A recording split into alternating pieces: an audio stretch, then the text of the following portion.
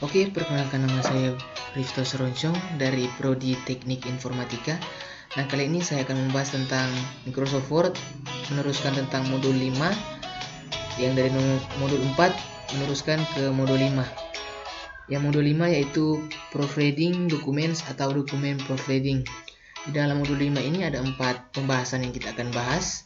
Yang pertama yaitu Valid Content by using Spelling and Grammar, check-in option atau memvalidasi konten dengan menggunakan opsi pemeriksaan ejaan dan tata bahasa, yaitu configure autocorrect setting atau konfigurasi pengaturan. Nah, dan yang terakhir yang kita akan bahas yaitu insert and modifying comments in a document atau menyisipkan, memasukkan, dan memodifikasi komentar dalam dokumen. Nah, oke, mari kita masuk ke pembahasannya. Kita masuk ke Microsoft Word terlebih dahulu. Lalu kita buka dokumen yang kita akan membuatnya, contoh dokumen. Nah, di sini sudah ada sebuah dokumen. Nah, kita masuk yang pertama yaitu valid content by using spelling and grammar check-in option. Nah, caranya sangat gampang. Kita klik file, lalu ke option, lalu proving. Nah, lalu di when correcting spelling and grammar in Word, di sini kita bisa mengatur untuk format dalam ejaan dan tata bahasanya. Nah, karena ini saya sudah mencetak semua, otomatis akan berjalan. Kita bisa mengatur di bagian sini untuk tata bahasanya, ejaannya, kita bisa mengatur di bagian sini. Setelah kita mengaturnya, kita klik saja OK. Nah, dan terus bagaimana kita menjalankan sebuah yang kita sudah mengatur tadi untuk tata bahasa dan ejaannya? Sangat gampang. Pertama kita klik review, dan lalu di bagian spelling and grammar sini kita bisa klik. Nah, di sini kita bisa mengatur untuk tata bahasanya dan ejaannya, kita bisa mengatur di bagian sini untuk semua kata bahasanya. Bisa juga misalnya kita contohkan dengan kata bahasa yang ini. Kita klik pada kanan mouse. Nah, di sini sudah otomatis Microsoft Word sudah mengatur yang tadi kita sudah mengaturnya, memformatnya. Di sini ada tata bahasanya, base, bases. Di sini ada tata bahasanya untuk kita menggantinya. Nah, kalau misalnya yang ignore ini untuk kita mengabaikan kata atau tata bahasa yang ini. Coba kita klik. Nah, di garis bawahnya garis bawah merah itu akan menghilang, artinya untuk kita mengabaikan untuk tata bahasa ini.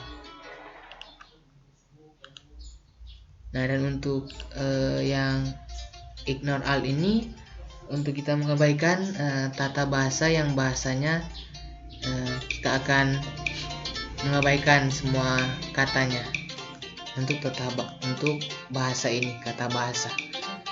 Misalnya kita klik. Nah, otomatis garis merah yang di bawah bahasa ini akan hilang. Ini hilang, ini hilang. Nah, oke, mari kita lanjut ke berikutnya, yaitu tentang yang kedua, configure autocorrect setting atau konfigurasi pengaturan.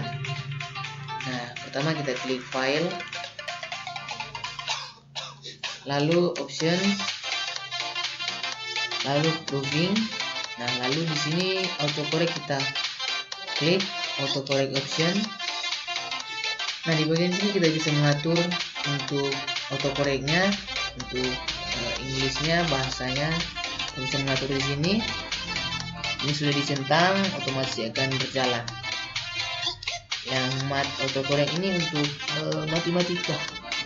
Di sini sudah beberapa untuk rumusnya ada di sini. Sini juga auto format as you type dan auto format. Nah, setelah kita mengatur di bagian semua ini, kita klik OK. Nah, otomatis dia akan berjalan sendiri. Nah, itu caranya. Kita bisa yang mudah, kita bisa klik pada kanan mouse,